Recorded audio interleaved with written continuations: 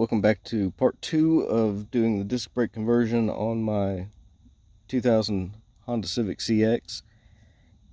I'm going to start with inside, taking the emergency brake cables loose. You're going to take these two bolts here loose, take this off, out. Just for ease and convenience, I like to take the bolts out of the emergency brake handle, which allows you to move this easier.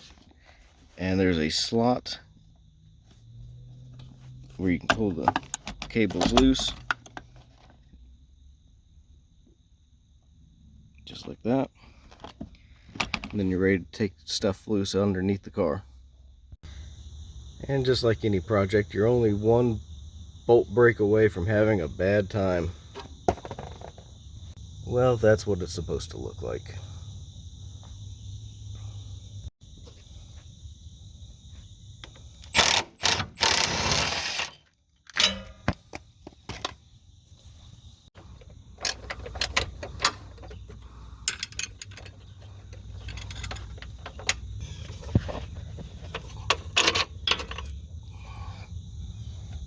It's almost impossible to film underneath the car on the ground, but we got the heat shield out, which is 3 10mm bolts.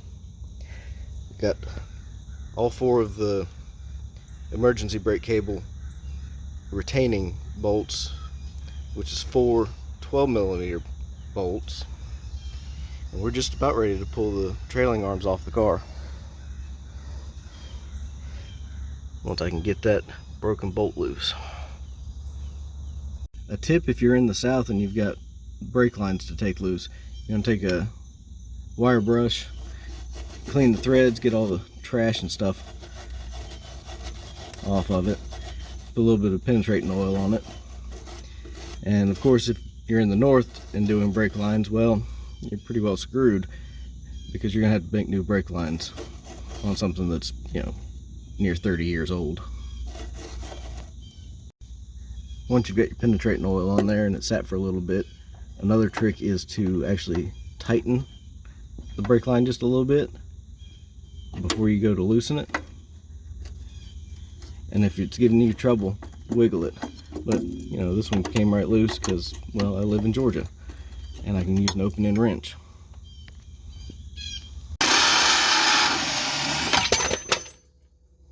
And if you're living right, the last bolt, everything will just fall off.